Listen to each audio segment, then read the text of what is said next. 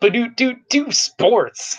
Welcome to the 2018 season podcast for the league, episode 1. Woo! Well, we'd like to start by thanking the 2018 sponsor, Fruit of the Loom men's thongs, only $193 for a 10-pack from Sears.com. Get your junk together. That is, Tyler's wait, playing I'm not team gonna right math. now. Is that $19 a pair? Not bad. Holy deserve it. For the volume, that is not amazing also. Well, But that being said, worth paying for as a future sponsor. Yep, quality product. Love them. I wear go through 10 a week, just tearing through them. I just realized, is there a way for us to share this link in the league right now? Normally I would do it because everyone had an iPhone. You can still share it. It's just much harder to access now that Rudy is in the league, which is another moment. We're jumping a little out of order here, but we can say, welcome to the league, Rudy. Hey, Rudy. Your presence. You'll see this later because I can't share it in live time. While I would argue that your presence makes the league more competitive, you make it slightly less convenient. We'll accept that for now. I want to encourage all listeners, as always, you can call or text the hotline to have your questions answered on air. The hotline is area code 530-448-9804. Again, that is 530-448-9804.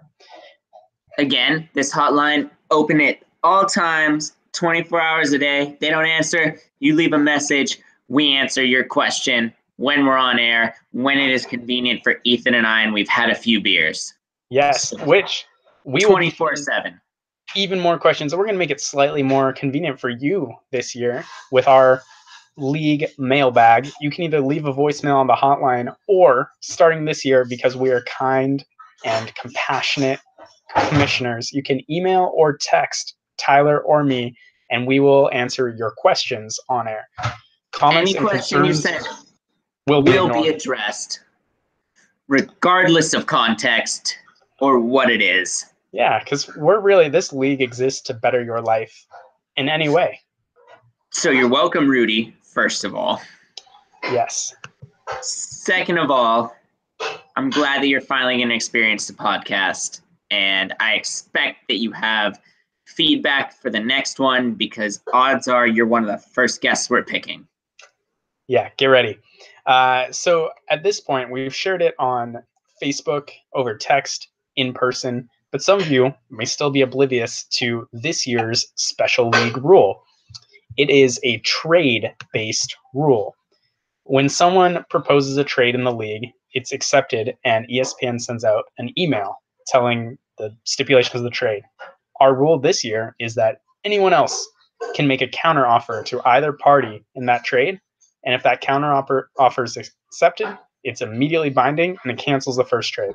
So let's say your top 2 running backs went down, the guys that you drafted in the first and third round. Ethan, let's be real. There's no way that would happen.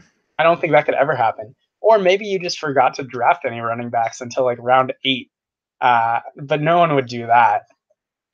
So if you're in either of those scenarios, and let's say you two worked out a trade somehow to trade your elite wide receivers with each other, I could see that and say, whoa, I've got a mighty running back on my bench, CJ Spiller. I'll offer him instead. And if the person I offer to accepts, that trade goes through, and the original running back list parties, their trade falls flat. If you don't understand this rule at this point, you will probably never get it, but we tried. So, I have a follow-up question. Yes. Or idea. If, hypothetically, you could start CJ Spiller as a flex, or a tight end, or a kicker, would you do it?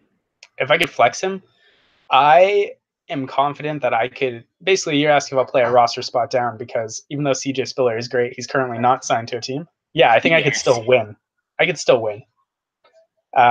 Probably fairly handily. Well, we're going to go into one of my favorite segments every week, which is Goats versus Woats. One day there's going to be a sound effect for this, but we're not there yet. Oh, But wait. just imagine a goat sound. So I can picture a goat sound, right? Yeah. Like, ah.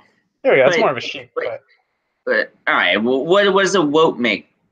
What sound does Francis make? Burn, bitch. Boom! Oh God, we should not record that ever. Francis, you do not need to submit sounds to the podcast. Actually, honestly, it would probably be just coming from James, if we're honest. It'd be some sad whimpering that Yeah. Kristen recorded on our behalf. I agree. Kristen, leave it on the hotline and we'll get access to it. Kristen, somehow I will send you this. I don't know assume you're how. listening. No, she's got to watch. I'm positive. Yeah, she probably does. So, first up on our list of woats is the worst draft pick. Now, Ooh, I like there's a that. couple that I think are unfair because someone could say like, "Oh, like you never should have drafted Le'Veon Bell when he was holding out," but I don't agree with that. Like he's one of the best running backs in the game. Like he's going to be drafted, and he was taking a reasonable spot. Connor, that was fine. I'm not giving you woat. I am going to give Francis the woat multiple times in this segment because Ooh, not for a specific player, but for a specific strategy.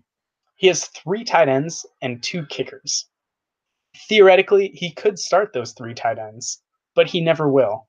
And he will never start 2 kickers. So you wait, have my vote. I have a follow-up question. Yeah. How do you start 3 tight ends? Tight end, flex. Oh, you're right. We have 2 flexes. I take it back. Yeah. Francis, I'm just kidding. Francis is the, yeah. Yeah. So that's my woat draft pick. That makes sense to me. I have 2 woat draft picks, and both of them are very similar in nature. One of them is for, amazingly, Francis. It has nothing to do with the tight end. Francis took Greg Zuerlein in round 12 of the draft. This is a 17-round draft. So 5 rounds early, Francis took a kicker who's not even the number 1 ranked kicker. Yeah. I suffers don't from know crippling why. back injuries. And Yeah. I don't know Coming off if of- anyone has tried kicking a football, but your back is actually really important in the motion. The other vote that I have actually goes to Rudy. And like I said, both of these are very specific and in the same realm. Go Rams. Same round, round 12, 5 rounds, arguably 4 rounds early. Not even the number 1 ranked defense. Rudy took the Rams. Yeah. Hey, These they are almost teams got that I Khalil was Mack targeting again. in round 16. Maybe. I feel pretty good about my Baltimore Ravens playing the Buffalo Bills, but we'll get to that in the matchups. But you know what? I get it. Francis had to take Greg Zuerlein because he knew Dan Bailey was going to be cut from the Dallas Cowboys. So you got to make sure you have that extra kicker for when your kicker gets cut. Yeah, well, and that easily takes me to the next worst category for worst early season transaction. I noticed that Francis was aware enough to drop Dan Bailey after he got cut, and I thought, man, who's he going to add? There's a lot of speculative, good rookie wide receivers who are unproven but could break out. Sure. No, he added a backup kicker. Francis, you're a fool. Got to make sure. Keep doing it. Look, there's 1 week in this season that his kicker can't kick. What are you going to do? I didn't check it, but I'm going to right now because I wouldn't be surprised if they both have the same bye week. I would be pleased. If this happens, Ethan and I will do a shot together on this podcast. Yep. Okay, and Greg Zuerlein. And then set our lineups. My lineup's going to change like 80 times before Sunday. We all know that. Mm-hmm.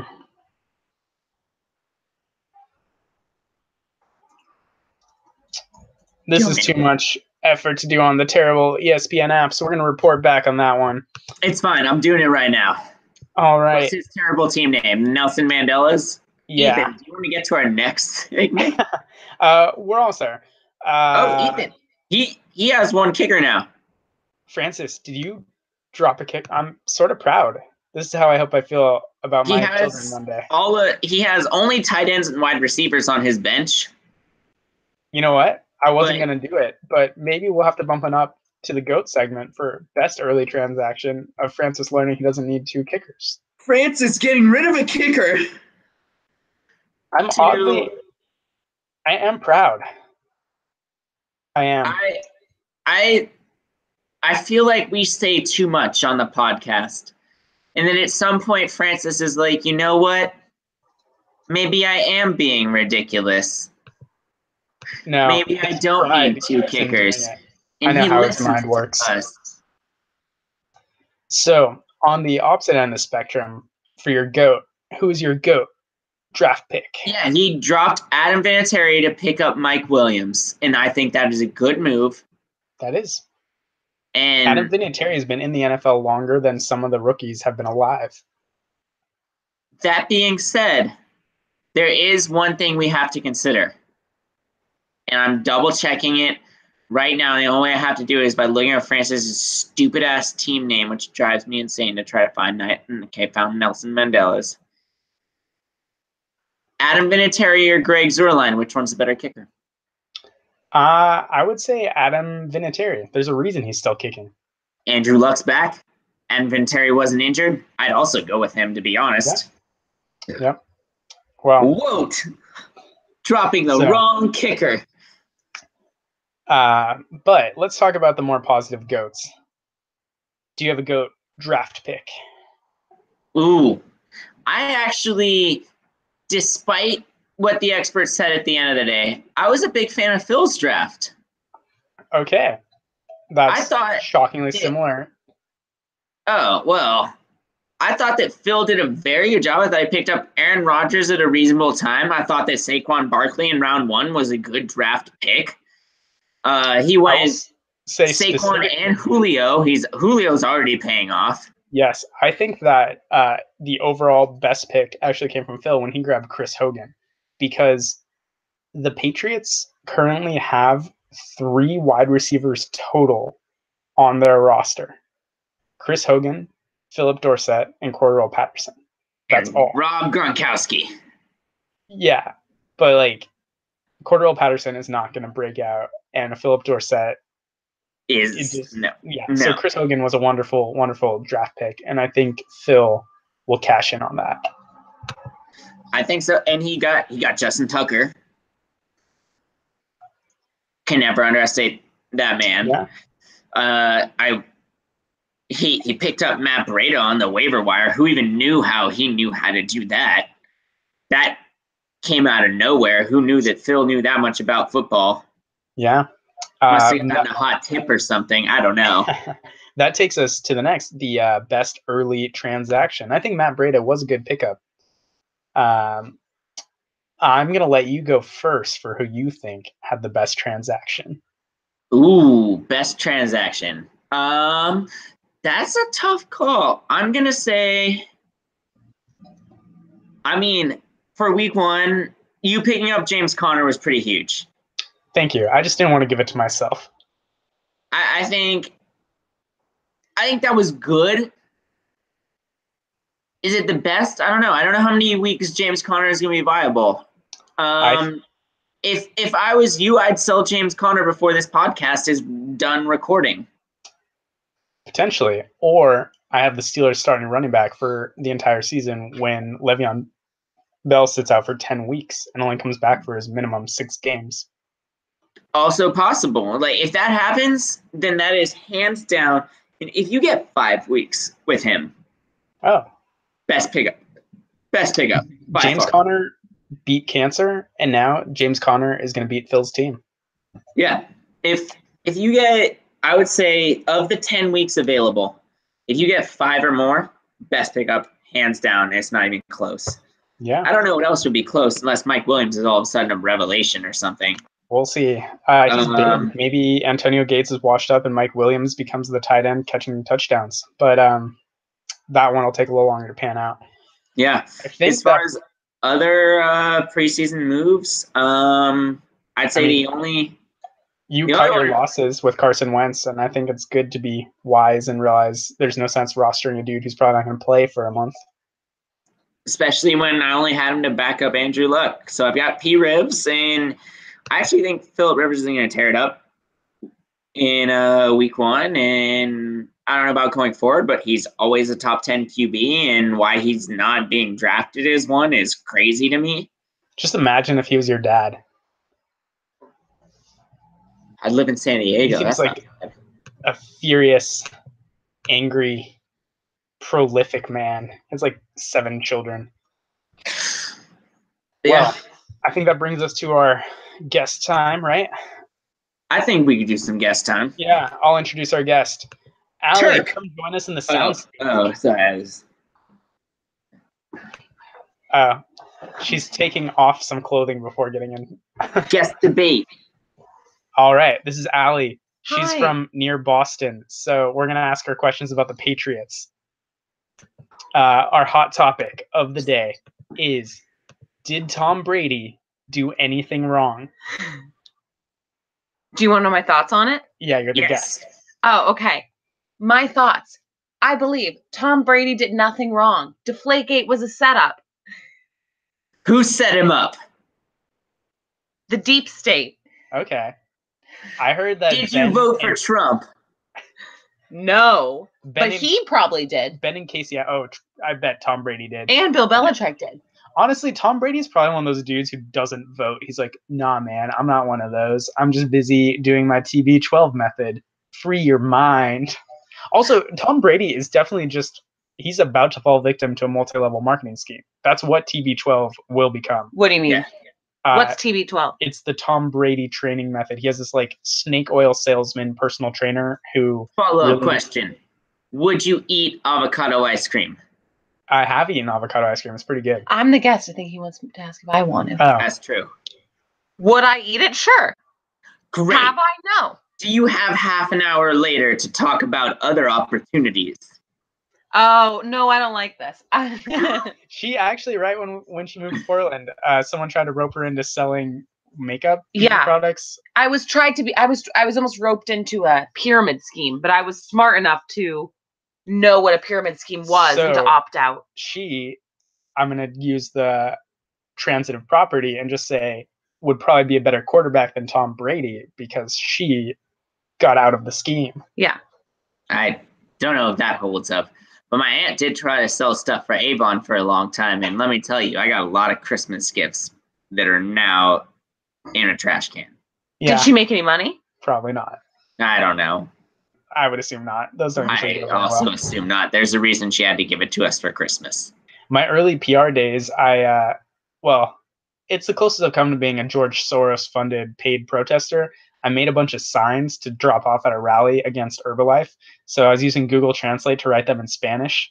And then they were handed off to some paid protesters because the PR firm I worked at was hired by a dude who had shorted Herbalife stock, like $1 billion of it, and it wasn't tanking. So he was trying to like organize like Herbalife Take is a scam protest. This is incredible. So it was me and another intern using Google Translate to write anti-Herbalife protest signs in Spanish. That's amazing. They sponsored the Galaxy. Yes. Well, Herbalife, the CEO, has made a bunch of money, which is similar. The dude in charge of Cheap Show, it's like Alex Vega or Varjara or something. He's about to clean up. These But also- translated signs were clearly on point. Tom Brady doesn't have to worry about money. Like, he has sponsorships for life, and he's married to the most successful model ever. Like, I don't think she's the most successful model ever. she might be below Tyra, but she definitely is worth like tens of millions. I bet of she's dollars. like top 10. Yeah. But would you look for another one? Nah, he's made it. No, I'm just saying, like, he doesn't need the TB12 method, but it's gonna happen. They're opening like gyms and clinics and stuff. Look, I don't see how it doesn't work. The man is playing football into his 40s. Hey, kitty. It seems to work. Successfully. I want to know more about the TB12 method. See how it works. Well, I'm just curious. It's a lot of stretching. That's Yeah. his personal trainers made up a marketing scheme about it. They're trying to he published a book on like, this is how I'm like able to play football so long, and like these are some of the exercises to do, and then so like part of it is like he gets a shitload of sleep, which helps. Fair. He Eats nuts. And he stretches with bands. Basically, yeah, it's the idea between the TB12 method is basically that you want to be kind of elastic. You want your muscles to be able to stretch while functioning, so they can whip like elastic can whip, but also stretch without breaking. It's and when a basically 300-pound man tackles you, rather than being brittle and breaking, you're like Gumby and bounce around. That a lot of defensive ends are TB12 is to 300 pounds. become Gumby, Right. is what it Yeah. is. Which is why Ethan and I will be dressing up as Green Man all season. And taking a NFL field at some point to see if it works. And if we're green, we'll blend in with the grass, which means we can get on the field. This is completely off. We can lay down and feel chasing topic, but there's I think it was the Green Bay Packers won a game in like the 60s because a drunk fan ran on the field and deflected a pass in the end zone, and no one noticed him because there wasn't instant replay, and there was so much just sudden celebration that then he like snuck away, and no one really noticed until weeks later when they developed the photographs from the game, and there was this dude just smacking the ball out of the way. I think it's really important to note that we don't have a producer or a video editor, and that everything that we say will go straight into this podcast that we are. There's no outtakes. You're just along for the ride. Nope, exactly. Unfiltered. I think we could sell it like that. Now it's a beer. She's probably not actually listening. This is not the sponsor. It's just a beer. Oh, yeah, the sponsor is Fruit of the Loom Men Thongs. Yeah, get them at Sears.com. $93 for a 10-pack. No, you missed $100 there, buddy. Oh, This is a quality product. We moved up from the beverage industry to luxury menswear. Use code SoBeLife to get $100 off. Yes, it'll work, but only at Sears.com. And if it doesn't work, you can write an email to my dad. It's dbenson@deloitte.com. He handles Sears going concern because they're under bankruptcy concerns. And you know what? He can probably get you some underwear. So our last question on the show sheet for our guest is, what's your willingness level to listen to like 5.5 hours of sports radio tomorrow when we drive to Montreal? My willingness level? Yeah. 100% willing. That's great. That is incredible. I'm kind of blown away. I'm probably going to What is your willingness level to text that answer to Carolyn? I'd say like 100% on that too. Woo! She'll help. Carolyn tells Allie to do some things. Allie tells Carolyn to do some things. It works out well. Woo! Great. I will send. Ethan probably has her number. I have no idea. Maybe we should get a video editor. We need an intern for the league. I had an intern earlier. If only I had him earlier. He wasn't doing anything. He bought me toothpaste. There you go. Yeah, if anyone knows someone looking for an unpaid internship, have them send me a resume, and I'll get them an internship for the league. I will put myself I think we're going to as a resume with tbenson@deloitte.com is the email associated, and they'll think it's legit. Yeah, there we go. So we're going to move on to best team name change / best team name. You can stay and hang out, or you can do something more. I'm not gonna say more engaging, because what's more engaging than the pod? But you're more free, in your line of interests. How much longer does this go? Probably too long. I'd say 30 minutes. I guess 20. Yeah, we'll get going. So best team name. Goodbye, everyone. I nominate because I think he worked pretty hard to get multiple players, and they're on the same team, so it's kind of fun. Ted, Captain Kirk, Dalvin Deep. Made me smile. Yep, I like that one a lot. Ted deserves that shout out. Did you have one that you wanted to? Yeah. Best team name. I'm a big fan of the Bear Mitch Project, even though it's a play on the Blair Kick Project. Obviously, a recycled name a little bit, which is also a play on the Blair Witch Project for anyone who hasn't seen the movie. Right. But it is it's pretty good. That's clever. I like that. And he actually did draft Mitch Trubisky, which is it's taking a swing. And speaking of taking a swings, I will say my girlfriend took one freshman year on the same Mitch Trubisky in a different way. Rudy needs to know this. Like Just a so you sex know, way. my girlfriend slept with your quarterback. So think about that for a minute. And he's been better ever since. And you're breaking personal records biking. So I guess that's not a coincidence. Clear, positive progression based on that vagina, maybe. I don't know. So the worst team name, it goes to, no surprise, Francis. I don't understand it. I don't know why it's a Simpsons reference, and it has nothing to do with anything. I feel like Francis found an image on Reddit 2 weeks before the draft and went, fuck it, I'm naming my team that. And that's the only explanation I have, because any other explanation makes no sense to me. Yep. All right, so we have our first ever mailbag question, and our intern is going to insert a cool mailbag sound effect here once we find him or her or them, where it's 2018. Z. No, I really actually hate the pronoun them. I'm going to say that right now. I don't like them, their. See, I want to be inclusive, but as a writer, it's tricky because it's plural, so it confuses me. Exactly. So what I've heard previously is that you can use the pronoun Z. So it's like he, she, Z. I like that more. And then we can also just use it for everyone. That makes sense to me. You don't be him or her, that's fine. Be Z. Yeah. But once you start going into there, you're just butchering the English language. Well, speaking of butchering the English language, the mailbag question, before you do anything else, learn some grammar. This one's from @CrustyGrundleCatLover420, and it says, league question. During poops, should I listen to fantasy football podcasts or focus on watch porn? Focus on learn grammar first.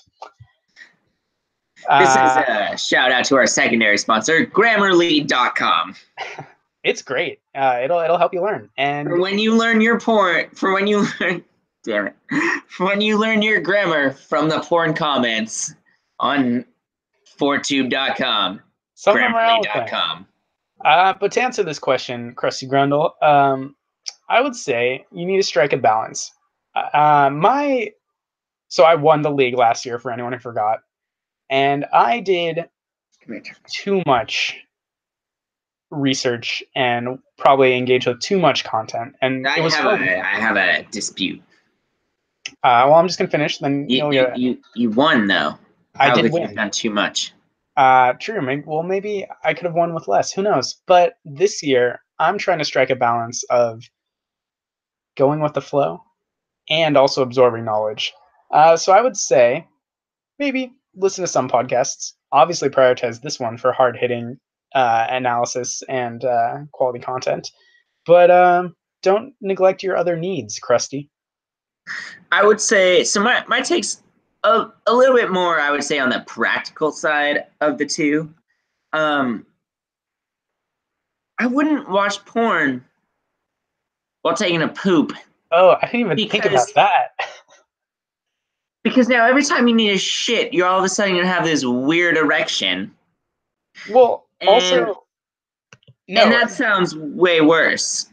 Yeah, I overlooked that point. You definitely should not be doing that. Also, like, no one wants to go to the bathroom with an erection, and I know who this question is from, and I know he's pooping at work.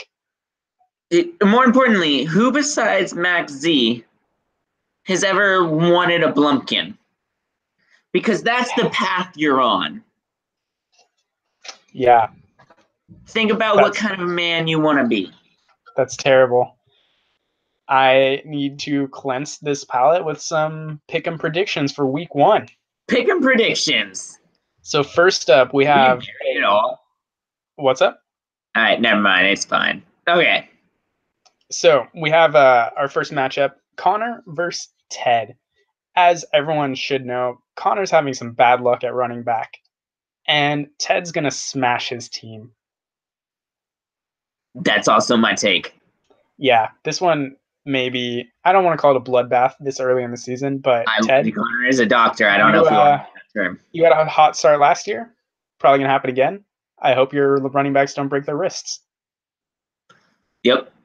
Phil versus Ethan, number 2. I mean, we know which way Ethan's going on this. So yeah, I obviously choose myself. I'm gonna take a harder stance in that Ethan is also going to win because Phil's team is just not as good, plain and simple. He did fine in the draft, but not that fine.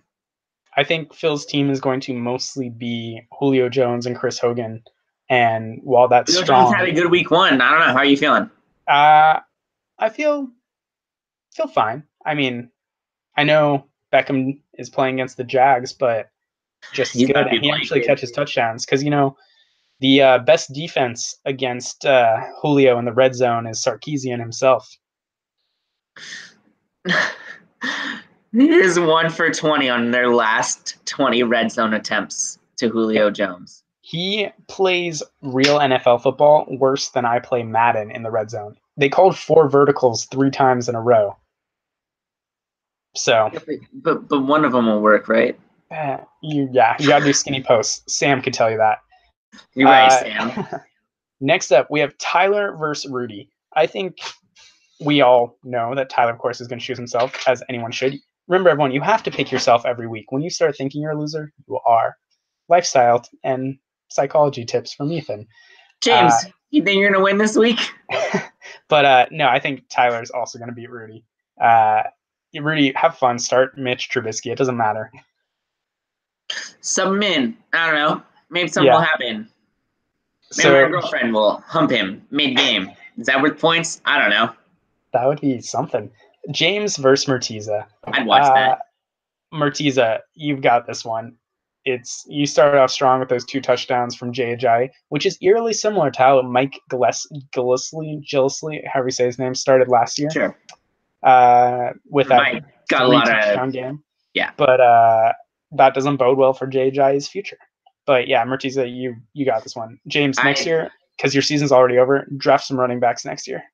I also think that Murtiza has this one. James doesn't have a viable starting running back, and it's been kind of obvious that based on his attempted action on the transaction market. And Murtiza's running back, who's not really a viable starter, but managed to roll into the end zone a couple of times, put up points. That's pretty much the end of the game there.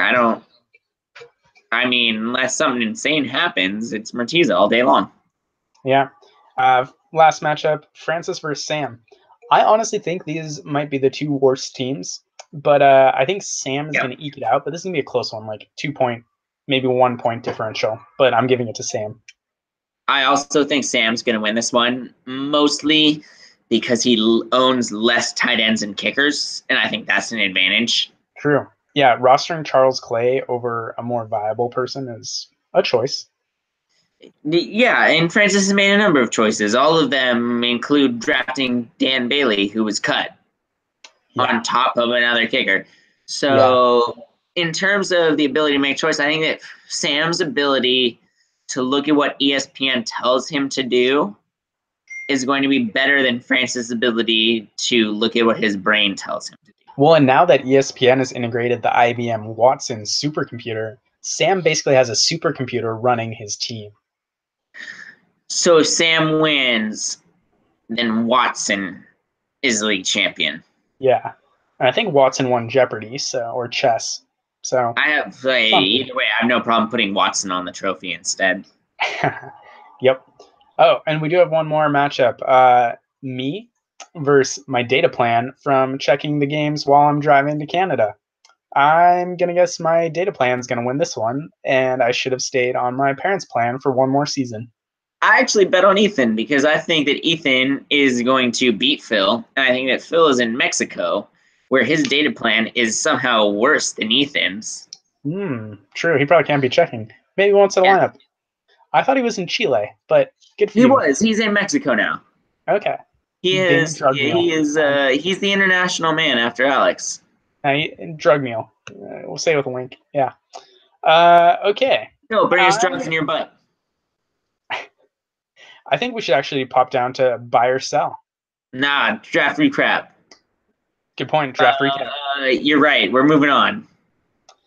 The draft happened. No one auto drafted. It was good. I didn't quite cry, but I almost I was did. proud. Yeah. We did a good job. I hope more people come next year. So, buy or sell, Tyler. Le'Veon Bell sits out the entire season. I'm selling it. I think that Bell's out the first 2 weeks. I think it's too much money to leave on the table. I think that what he wants to do is he wants to preserve his body. He wants to limit his touches. I think that he was never going to show up this week. And I think that he will show up next week around Saturday in time to not play at all in the game. And I think he'll be involved week 3, and he'll have saved his body a good 20 touches between Per game. probably 20 to 40 touches. Yeah. Yeah. Oh, they were going to just trash him. I am also selling, but I think he's going to sit out 10 weeks and play the 6-game minimum for his franchise tag and then try and get traded. Or we're going to see some sort of crazy midseason trade. Won't he be a free agent if he sits out, even if he just plays the last 6 weeks? Yes. No, I think he's definitely going to play at least 6 games. But since the team seems to be kind of turning against him, I could see the Steelers trying to restore morale by trading him. Oh, okay. I like that. They got rid of Martavis Bryant when he complained. Le'Veon Bell's complaining. Probably get rid of him. Smart. Connor, you might get him starting somewhere else. Buy or sell. Bills. LaShawn McCoy is suspended before the season is over. No, I'm buying this. I'm buying it too. I would not be surprised if every allegation is true and it's found out like it's awful and terrible. And even if it isn't, as we've learned, Goodell will suspend him anyway. There's no way LaShawn McCoy didn't send that asshole to beat his ex. There's no way. And even if he didn't, he'll still be suspended. So, Sam, I think you've drafted him. Have fun. I hope he lasts less than 4 weeks. That's all I got out of Zeke. Buy or sell. Jay Ajayi had his best week of the season this past Thursday. I think his stat line was like 40 yards and 2 touchdowns. He's not scoring more than 2 touchdowns again this year. Yeah, he doubled his touchdowns from last year. I'm buying that. Like, have fun with that one, Martisa. There's just no way I'm buying it. There's no way that he's running for 70 yards in 1 touchdown. Or I guess it'd be 110 yards in a touchdown. That's not happening. I don't even know he's the best running back on that team. Corey Clement might be better than him. Yeah, Darren Sproles broke some records, though. He's now like 10th ever for all-purpose from scrimmage yards, I think. Yeah, so you got Darren Sproles catching passes. Corey Clement might be a better all-around running back than J.J. No. My one fun Eagles thing is that Francis was telling me a dude he played high school football with caught his first NFL pass during that game. Well, that's cool. That was it. It took him like 4 years. Friend, congratulations from us. Yeah. Buy or sell. Julio Jones continues at this pace, finishes with 195 catches, 2,470 yards, 0 touchdowns. Sell. I think that Julio Jones continues at a lesser pace. I think that he gets about 13 targets a game. He finishes with 1,500 yards and 3 touchdowns. That sounds pretty realistic. I think there's going to be coaching changes for the Eagles mid-season if they don't start finding the red zone. He plays on the Falcons, if that helps. Yeah, they're birds, and this beer is strong. Buy or sell. Carson Wentz plays before Alshon Jeffrey. Buy. Alshon Jeffrey's ligaments are made of tissue paper. Carson Wentz, they're just making sure that he's as healthy as possible. The Eagles are concerned about a playoff push. And I think that Alshon Jeffrey is just available when Alshon Jeffrey is available. Carson Wentz will be available, and the Eagles deem that he is ready to play the rest of the season.